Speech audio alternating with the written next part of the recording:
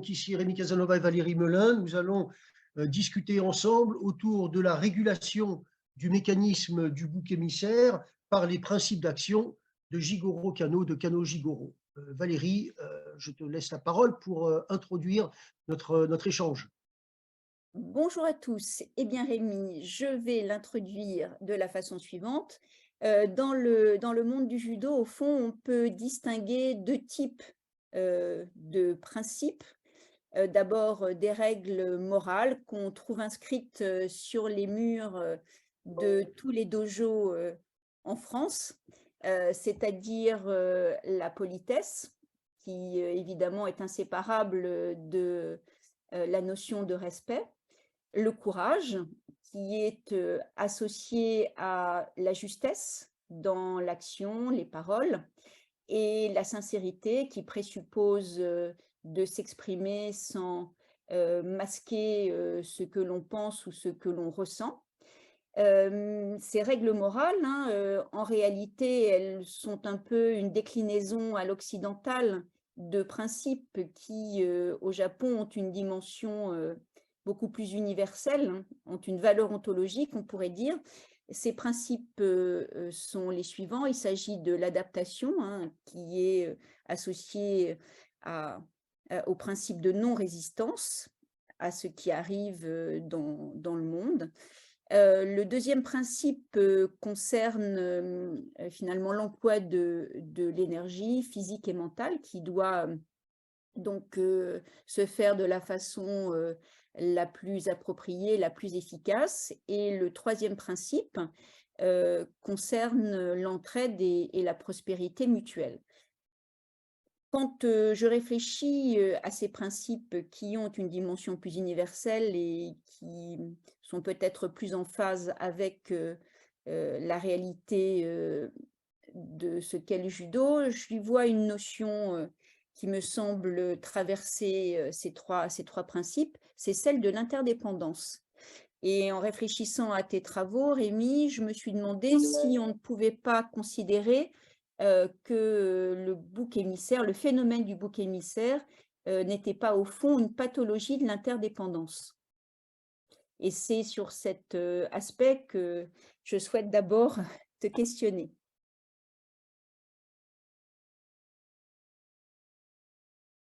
Très bien, merci. Eh bien, alors, une pathologie de l'interdépendance, je dirais que le bouc émissaire, c'est peut-être une réponse à une pathologie de l'interdépendance. C'est même peut-être un symptôme de cette pathologie-là, mais plus encore une réponse. En t'entendant, par rapport à la question notamment de la politesse, qui était un des éléments du respect, fondamentalement, le mécanisme du bouc émissaire vise en tout cas au respect d'une règle qui est une règle essentielle anthropologique, qui est celle de la survie du groupe. C'est-à-dire que le mécanisme du bouc émissaire, c'est la capacité à passer d'une violence de tous contre tous qui est destructrice du groupe à une violence de tous contre un qui va reconstituer le groupe. Et on pourrait dire que à la sagesse du groupe de ne pas faire souffrir le bouc émissaire et de même peut-être ne pas l'exclure du tout par des processus de symbolisation. Et là, je pense que du coup, on rejoint un petit peu ce que tu évoques. Alors, de fait, lorsque tu énonces le principe d'énergie, le mécanisme du bouc émissaire, c'est un mécanisme qui, d'une certaine manière, détourne l'énergie, tout en étant très énergivore, je dirais. Ça détourne l'énergie parce que l'énergie que l'on avait à se disputer entre soi, d'une part, d'autre part, à ne pas régler les vrais problèmes du groupe, ensuite à camoufler les tabous du groupe, ce qu'on ne peut pas se dire. Fondamentalement, on va le mettre dans la recherche, puis la désignation du émissaire, qui, du coup, se révèle être, lui, comme finalement le sauveur du groupe, à travers sa pathologie fondamentale, qui est effectivement celle de l'interdépendance, mais de l'interdépendance, on va dire, pas superficielle, l'interdépendance profonde, puisque de façon superficielle, le mécanisme du bouc émissaire va même se servir de sortes de prétextes, de petits conflits, de petites difficultés, des iniquités, des jalousies, des mesquineries, des obstacles aussi relatifs posés à la vie du groupe, mais qui, dans le cadre du groupe malade, on pourrait dire, donc de la pathologie de l'interdépendance, va se focaliser sur le bouc émissaire et qui va lui être donc une réponse au bouc émissaire. Je ne sais pas si j'oriente la discussion. En tout cas, c'est comme ça que je le vois dans notre premier échange. D'accord. Alors, bon, moi, ce que je comprends, c'est que finalement, ce mécanisme du bouc émissaire, d'un certain point de vue, il a sa raison d'être dans certaines situations de vie collective. Moi, ce que j'ai remarqué, hein, eu égard à ma pratique, évidemment pas aussi longue que les experts que nous entendons durant ces 3 jours, mais ce que j'ai pu remarquer dans le cadre de ma pratique, hein, même limitée, c'est que dans un dojo, justement, il y a une forme d'interdit du phénomène du bouc émissaire, c'est-à-dire que tout est fait justement pour que ce phénomène n'apparaisse pas comme modalité de régulation de problématiques de groupe. Alors, un interdit, il ne s'agit pas d'un interdit moral, mais la manière dont finalement la pratique se met en œuvre dans un dojo et comment elle est régulée par l'enseignant en particulier, mais aussi à travers des manières de faire, de pratiquer ce sport finalement, empêche l'émergence de ce phénomène. Donc, la question que je me pose, c'est finalement, qu'est-ce que ça dit du rapport au groupe, puisque effectivement, dans un dojo, ce phénomène n'apparaît pas comme un élément de régulation. Et qu'est-ce que, eh bien, à travers les principes que j'ai pu t'évoquer, sur lesquels tu as déjà commencé à rebondir, comment, à partir de ces principes, on pourrait effectivement penser la régulation de ce phénomène, puisque même si tu dis qu'il a un intérêt, il faut quand même le réguler. Alors, est-ce que tu pourrais juste nous dire un peu, finalement, pourquoi il faut le réguler, puisqu'au fond, il est en lui-même une forme de mécanisme de régulation de difficultés dans la vie de groupe? Oui, oui. Alors, déjà, pour aller dans ton sens et en même temps pour distinguer les choses, il faut avoir à l'esprit que à l'intérieur du mécanisme du bouc émissaire émerge à un moment la figure du bouc émissaire. Et notre postulat, qui est maintenant, je pense, admis par la plupart, c'est que dès qu'on est un groupe constitué, le mécanisme est en route. Par contre, la figure n'émerge pas tout de suite.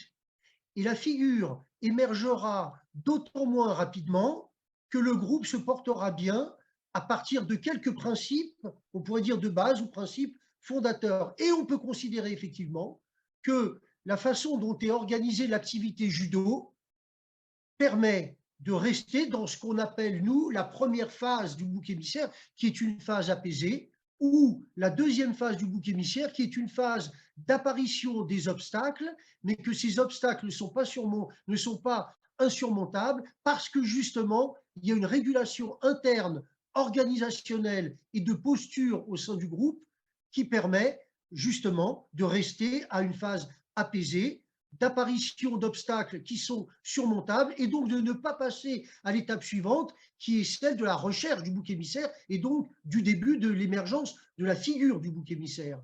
Donc, en d'autres termes, le mécanisme du bouc émissaire existe dans le dojo comme ailleurs. Par contre, on en reste certainement, et c'est là peut-être que tu peux expliquer, on peut expliquer l'organisation même qui fait que eh bien, on est plutôt sur des bases de coopération plutôt que de compétition brutale, directe, élitiste, et qui fait que, de ce fait, on est dans une logique qui laisse chacun à sa place d'une certaine manière et qui est dans un principe d'émulation plutôt que de supériorité par rapport aux autres.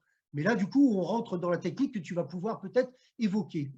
Alors, donc juste avant de passer à cette étape, est-ce que tu pourrais nous rappeler quels sont ces principes de base qui permettent de rester à cette première phase du mécanisme, tels que tu les as pensés avec le collectif de recherche voilà, qui travaille dessus, et pour qu'on puisse éventuellement voir s'il y a des liens avec les principes qu'on a évoqués.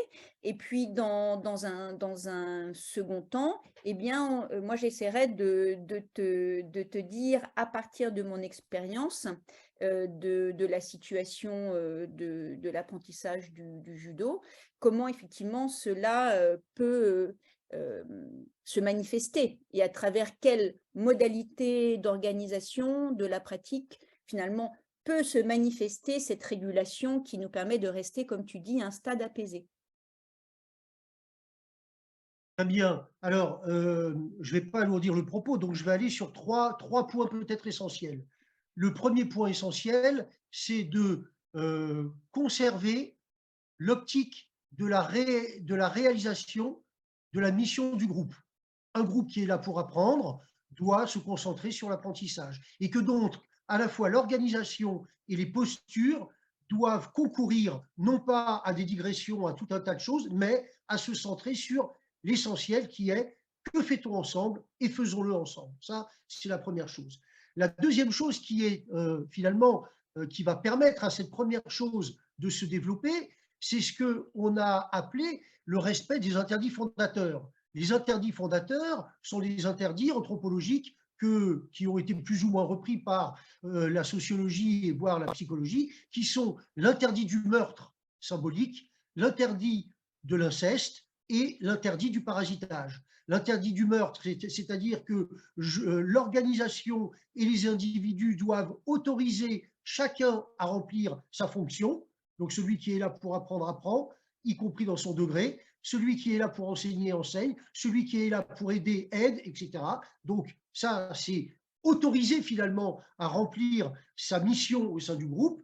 L'interdit de l'inceste, c'est l'obligation de travailler avec d'autres et pas toujours dans l'entre-soi. Donc là, je ne sais pas comment ça se décline, mais peut-être un travail avec des personnes qui ont une ceinture supérieure ou l'invitation d'autres personnes, d'autres dojos, je ne sais pas. Et l'interdit du parasitage, ben, c'est qu'il faut faire ce pourquoi on est là. C'est-à-dire qu'on ne peut pas s'allonger sur le dojo et dormir ou ne rien faire, parce que si personne ne fait rien, le groupe ne peut pas fonctionner. Et puis, pour finir, lorsqu'on commence à repérer des individus qui sont plus ou moins fragilisés ou qui sortent du lot d'une manière ou d'une autre, qui risquent ensuite de devenir boucs émissaires, c'est-à-dire qui ont des signes distinctifs très forts, s'arranger pour que ces signes distinctifs soient en phase avec la réalisation de la mission et ne deviennent pas des signes victimaires. Et donc là, l'organisation générale et aussi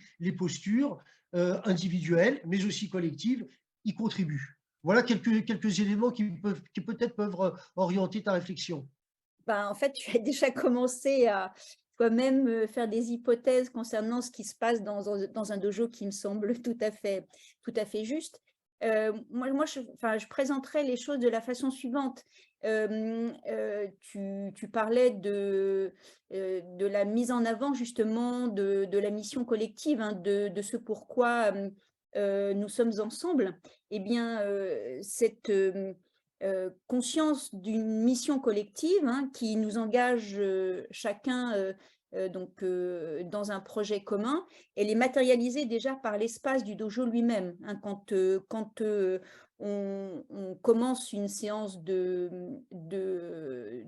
judo, on commence par saluer l'espace, le lieu, évidemment en lien aussi avec la philosophie de vie qui va finalement s'y déployer.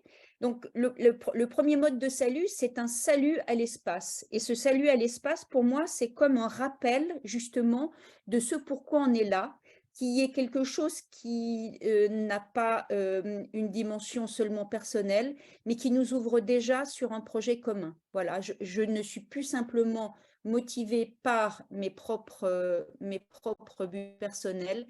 Je m'engage dans un espace qui est porteur de sens, aussi bien en termes de signification qu'en termes d'orientation de l'action. Donc ça, c'est un premier point. Le deuxième point, c'est effectivement comment les relations se structurent dans la pratique du judo. Évidemment, c'est chacun qui prend charge de son apprentissage et qui se développe, mais cela se fait fondamentalement à travers des situations où on rencontre l'autre. Et on rencontre l'autre d'une façon très particulière puisqu'on forme un couple qui est désigné par deux mots, uke et tori, hein, qui correspondent finalement pour Tori à celui qui a comment dire, la fonction d'attaquer, pour simplifier, en tout cas d'engager l'action, hein, Uke, qui est celui qui justement va accueillir cette initiative, hein. Et pour que effectivement on puisse apprendre ensemble, eh bien, il faut que Uke et Tori aient une certaine attitude qui va favoriser justement la production d'un apprentissage pour chacun des deux. Donc effectivement, on n'est jamais seul, on est dans une activité partagée et cette activité régule finalement ce qu'on fait. L'enseignant, dans la relation qu'il a avec les élèves, est aussi évidemment soucieux d'éviter toutes les formes de victimisation qui pourraient s'opérer du fait de l'usage de la force, hein. Dès que quelqu'un commence à vouloir jouer les durs, hein, c'est clair, il va rencontrer quelqu'un de plus costaud que lui et se retrouver face à ses limites, hein. Si quelqu'un est en situation de vulnérabilité, il est toujours accompagné, hein. L'idée, c'est que effectivement, chacun puisse apprendre à son niveau et le groupe est là pour l'accompagner. Très bien, alors peut-être deux choses. Sur le salut, alors j'en parle à un autre moment dans le colloque. C'est très intéressant parce que de même que d'une certaine manière, on peut considérer le salut comme un rite de reconstitution cosmique, c'est-à-dire qu'on reconstitue le monde intègre grâce au salut en s'intégrant soi-même dans cette entité qui devient supérieure à soi-même.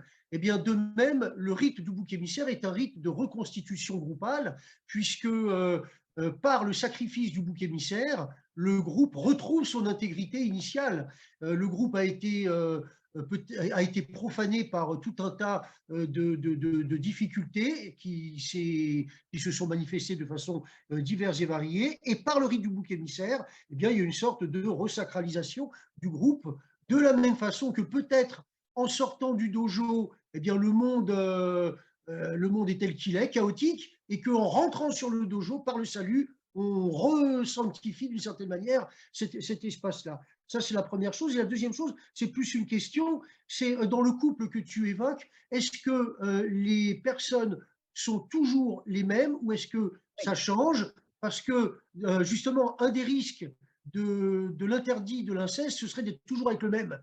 Et que ce même-là, devenant un rival mimétique dans notre langage, devienne l'objet finalement de stigmatisation et d'exclusion. Alors, évidemment, l'idée, c'est qu'il y ait, comment dire, des rotations, que ce couple puisse se défaire pour donner lieu à d'autres, ne serait-ce que parce que si l'on veut apprendre à faire un bon usage de l'énergie, il faut pouvoir se trouver dans des situations très différentes, hein, et qui permettent de s'adapter. justement au cours du monde. Et le cours du monde, il est changeant. Si on reste toujours finalement dans une même situation, on ne peut ni apprendre à faire un usage correct de son énergie, ni apprendre à s'adapter, puisque on met de côté justement cette dimension tout à fait diverse, incertaine, imprévisible de la vie, hein, et du cours des choses. Donc, en principe, effectivement, ce couple change. Alors, il y a des situations où il est stable, en particulier lorsque on va préparer des examens, hein, de passage de ceinture, hein. Il y a des techniques formalisées que l'on doit pouvoir donc démontrer, hein, ce qu'on appelle les katas. Et en général, hein, on les prépare, ces katas, avec un partenaire avec lequel on se sent bien, hein, parce que là, la vocation est autre, hein. Il s'agit de démontrer à un moment donné sa capacité à réaliser des techniques, et on n'est plus dans l'espace de l'apprentissage à proprement parler, qui présuppose justement cette variation, cette diversification.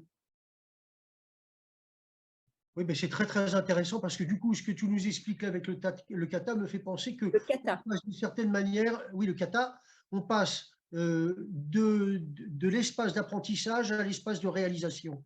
Et que du coup, celui qui peut-être, dans certains exercices, peut être un rival, devient ici vraiment un partenaire, voire un coach. Et alors, pour finir, je voudrais peut-être que parce que pour moi, ça me semble important, le fait qu'il y ait différentes ceintures, donc différents degrés, permet en fait de montrer que les gens ne sont pas dans la même catégorie, donc n'ont pas à être des rivaux, mais au contraire, est une invitation à l'émulation, à devenir plus fort que ce que l'on est au départ. Et donc, on est bien dans une logique de l'exemple. Oui, alors d'autant plus que effectivement celui qui a une ceinture supérieure, hein, a une mission justement d'assistance, hein, il doit assumer une responsabilité à l'égard de ceux qui sont moins avancés que lui, hein, comment dirais-je, d'enseignement informel en quelque sorte. En tout cas, ils ont vraiment cette fonction d'accompagner, de guider ceux qui sont moins avancés qu'eux dans les situations d'apprentissage partagé, hein. Par exemple, lorsque on travaille une technique, hein, celui qui est plus avancé, bah, sa mission, ça peut être, hein, de donner quelques petits conseils, évidemment de ne pas être envahissant non plus et de ne pas se substituer à la figure de l'enseignant. En situation de randori, hein, peut-être d'être moins, comment dire, dans la manifestation de ses capacités pour laisser un peu plus de place à l'engagement d'un pratiquant plus hésitant. Voilà, donc clairement, l'attribution de la ceinture, hein, la reconnaissance d'un degré plus avancé, hein, dans la connaissance et la maîtrise, hein, de la pratique, ça donne des responsabilités et on s'attend à ce que ces responsabilités soient prises. Alors, est-ce qu'on peut dire, pour finir, Valérie, que le judo, tel qu'on l'a évoqué là, est davantage une démarche de guidage, de guidance, d'accompagnement, plus que de compétition et de rivalité? Et ce sera le mot de la fin pour toi et pour moi aussi. Bah, en fait, je pense que c'est fondamentalement cela. Alors, évidemment, je parle sous couvert de ceux qui pourront éventuellement me contredire si nécessaire, mais dans un dojo, hein, quand on pratique le combat, on pratique tout particulièrement ce qu'on appelle le randori, qui est un combat, on va dire, où l'on s'exerce. C'est-à-dire que l'idée n'est pas de vaincre. L'idée est de réaliser au mieux les techniques, d'arriver à comprendre le mieux en le manifestant par justement ces prises d'initiative, la situation d'interaction avec le partenaire, hein, pour entre autres, hein, réaliser effectivement une prise qui entraîne effectivement la chute. Mais c'est vraiment une situation d'exercice, hein, le combat au sens propre, hein, on le vit tout particulièrement, lorsque l'on passe, les premiers niveaux de la ceinture noire, ou lorsqu'on est éventuellement, donc en compétition sportive. Mais dans l'espace du dojo, heu, pour moi, et je parle sous couvert, j'accepte d'être démentie si ça n'est pas le cas, mais on reste dans un combat où l'on s'exerce, c'est-à-dire ça n'est pas un vrai combat, et on est toujours au fond dans une forme de coopération qui là prend un sens un peu différent, mais qui demeure au cœur, me semble-t-il quand même, de la pratique. Eh bien, on va s'arrêter certainement là-dessus. Ça me fait simplement penser qu'il ne s'agit pas là de vaincre, mais plutôt de convaincre, c'est-à-dire, grâce à l'autre, convaincre les gens du jury qu'on mérite de changer de ceinture. Voilà. Merci Heu, Valérie et à bientôt. merci Rémi.